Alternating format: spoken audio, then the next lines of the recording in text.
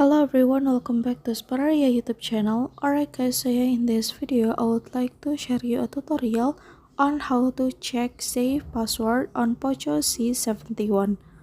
Alright guys, so yeah, for those of you who don't know that saving password to your Google account allows you for convenient and secure password management across all your devices, including Android phones and Chrome browsers. And to check the save password on your cell phone is very easy. So yeah, without any further ado, now let's get started to the tutorial.